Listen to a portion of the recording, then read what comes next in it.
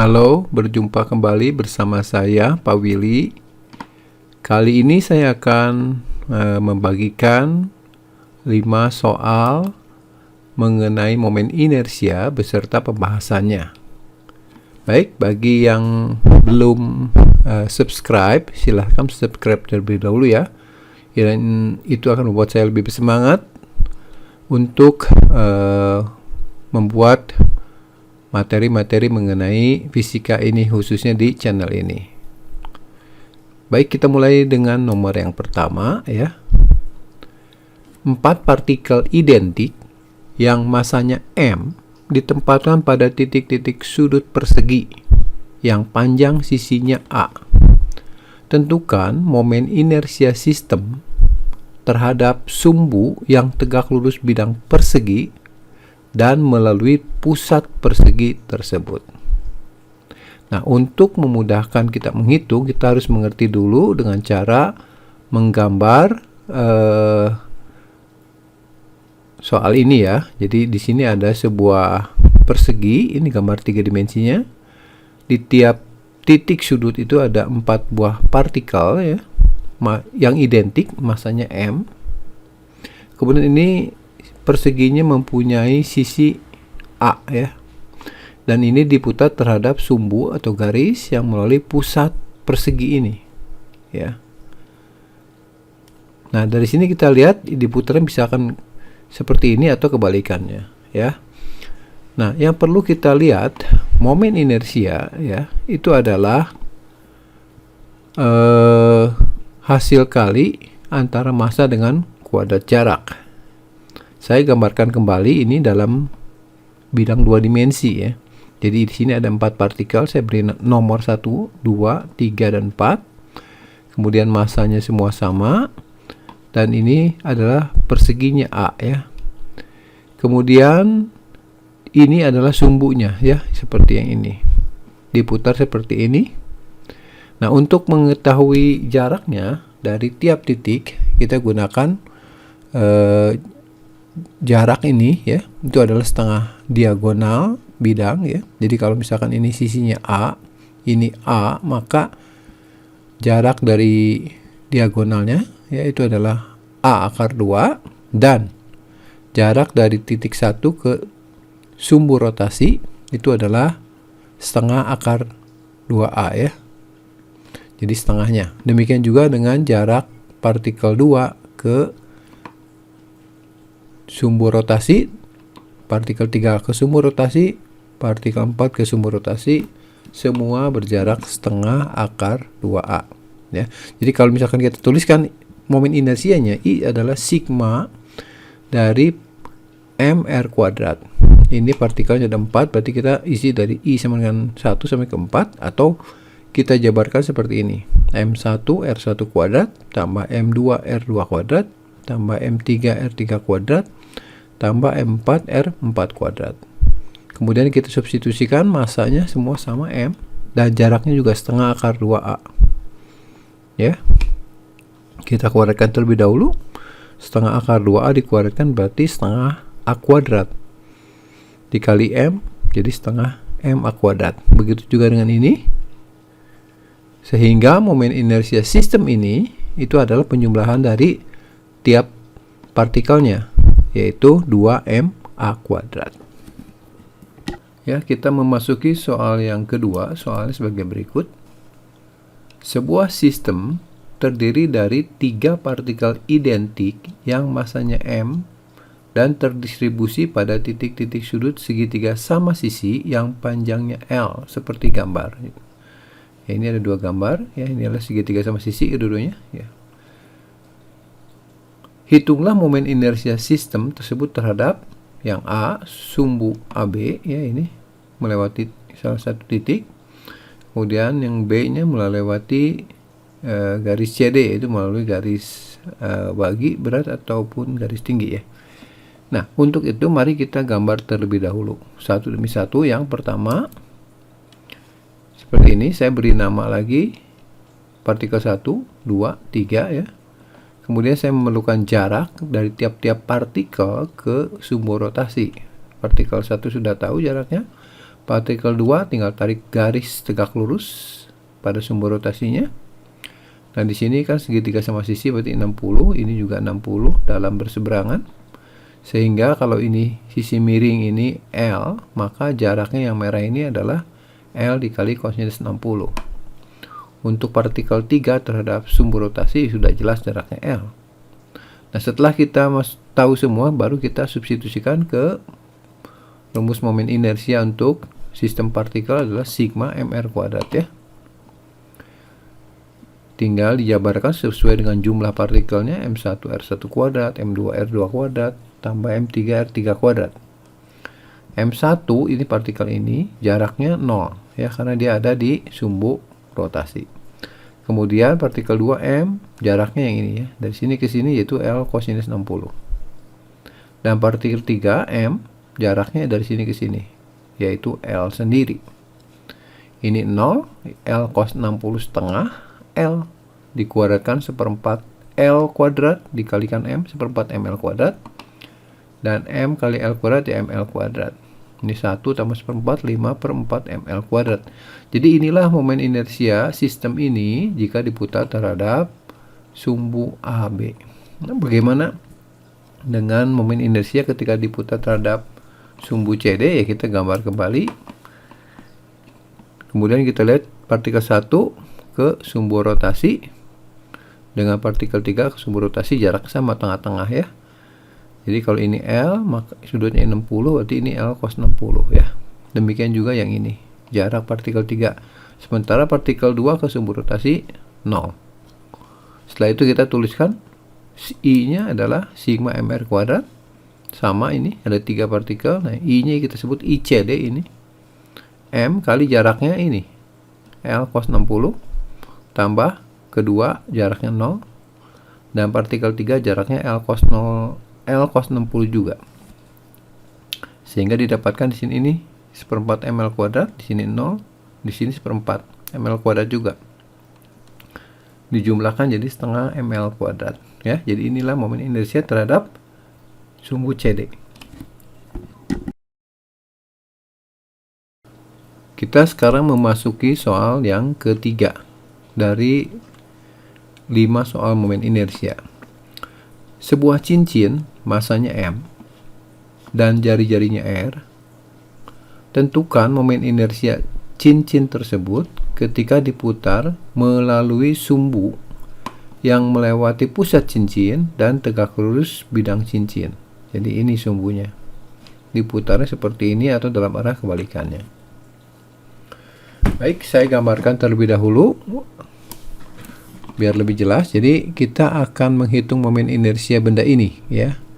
Ini adalah benda tegar ya.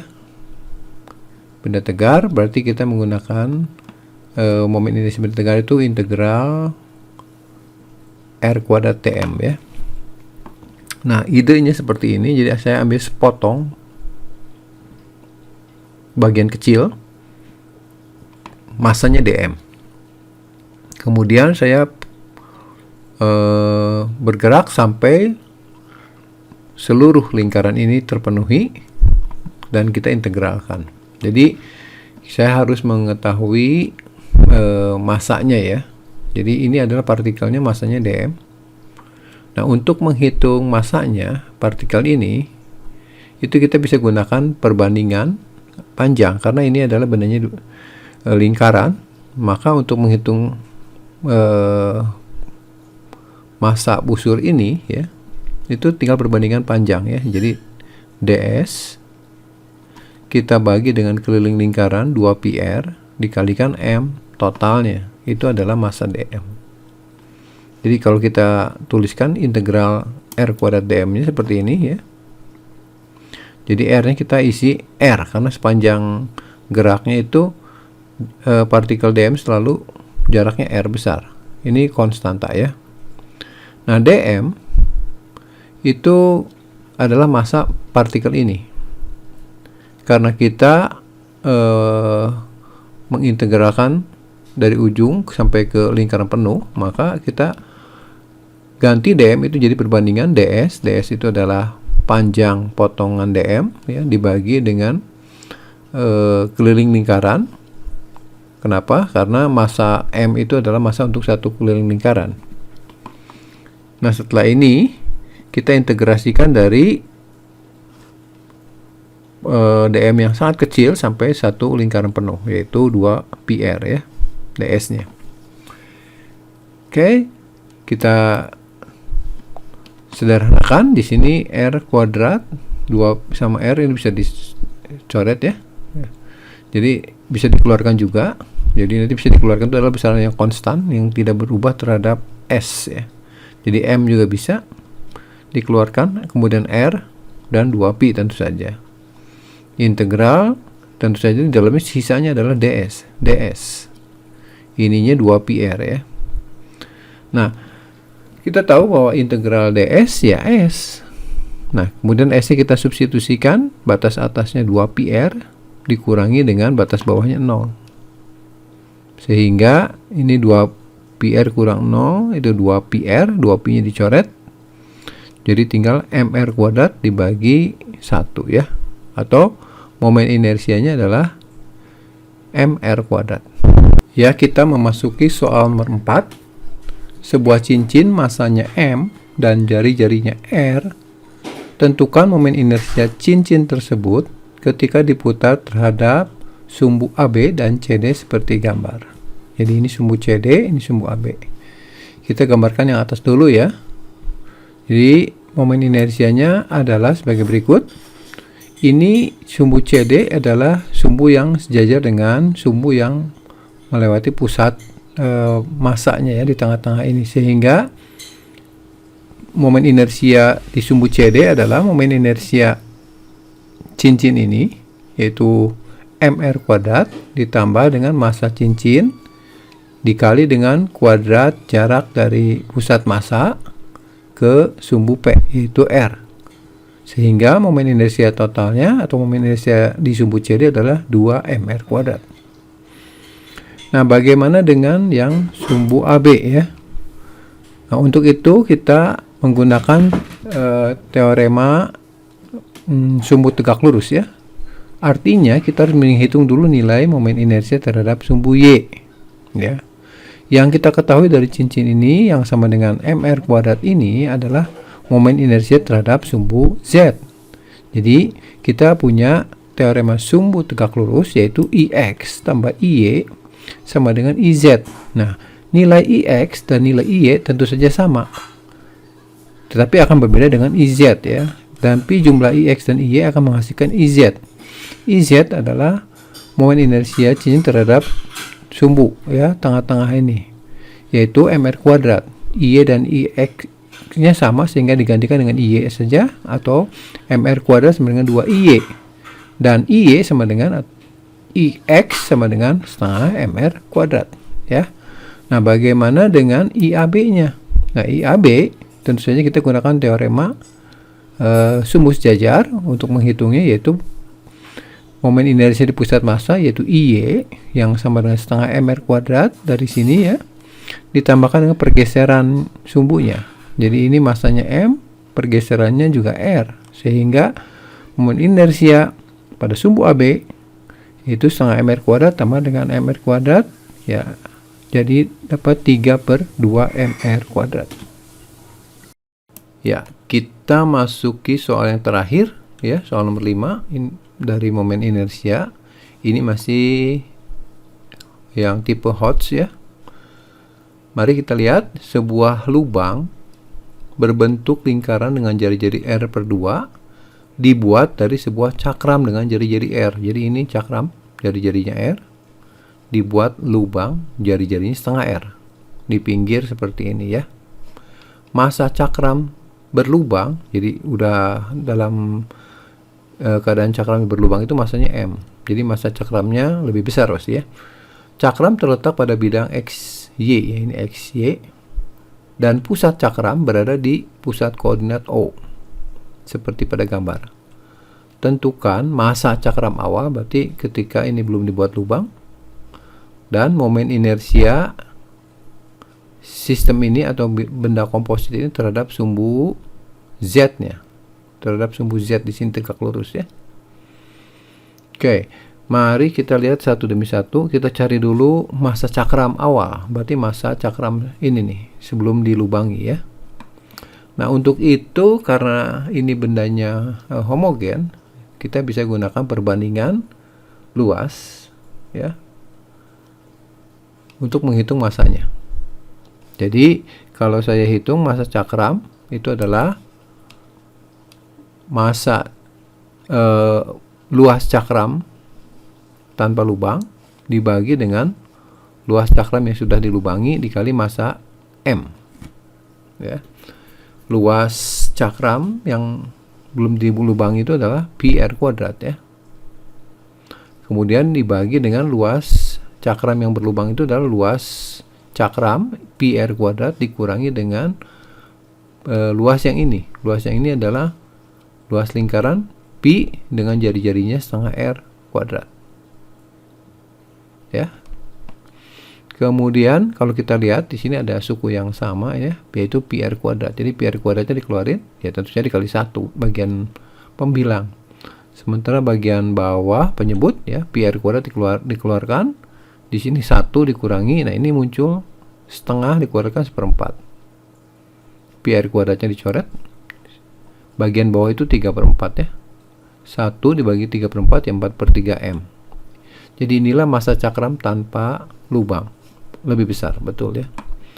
Nah, bagaimana dengan momen inersia benda komposit ini? Ya, kita gunakan prinsip bahwa momen inersia adalah jumlah ya. Jadi kita anggap seolah jadi seperti partikel, tapi ini bendanya benda tegar ya. Mari kita hitung dulu momen inersia kalau di sini ada cakram kecil ini ya.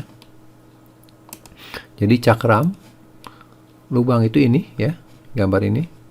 Dia masanya yaitu tinggal dikurangi aja ya. 4/3 M dikurangi masa M ini. Kemudian ini diputarnya terhadap sumbu O ya. Terhadap sumbu Z. Z-nya kan tegak lurus bidang-bidang gambar, itu tidak lain O sendiri.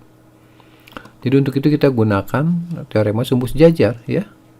Jadi momen inersia potongan ini itu adalah menggunakan teorema sumbu sejajar ya, yaitu I Cm tambah dengan mr kuadrat ya. Ini adalah cakram, momen inersia setengah mr kuadrat. Setengah masanya adalah selisih dari ini dengan M, yaitu 1/3 M. Kemudian ini jari-jarinya setengah R kuadrat. Jangan lupa tambah MD kuadrat. Ini M-nya, D-nya yang ini. Dari sini ke sini. Ini 1/4 kali 1/6 = 24. Ini 1/4 kali 1/3 = 12. Jadi 1/4 tambah 1/12 = 8 ya. Berikutnya kita menghitung momen inersia cakram semuanya ya. Yaitu cakram penuh setengah mr kuadrat, setengah M-nya 4/3 M, jari-jarinya ya R ya. Jadi tinggal 2/3 mr kuadrat. Ini adalah momen inersia cakram penuh. Ini adalah momen inersia yang lubang cakram saja. Sehingga kalau kita lihat benda komposit, yaitu cakram yang besar dikurangi cakram yang kecil, akan menghasilkan momen inersia cakram berlubang ini, yaitu 2/3 mr kuadrat dari sini dikurangi 1/8 mr kuadrat, dihasilkan 13/24 mr kuadrat. Jadi inilah momen inersia sistem ini. Demikian pembahasan mengenai soal momen inersia. Mudah-mudahan bisa menambah wawasan kita dalam memahami fisika, khususnya mengenai momen inersia. Sekali lagi, jangan lupa ya subscribe untuk membuat saya menjadi lebih semangat dalam membuat materi-materi selanjutnya. Oke, terima kasih.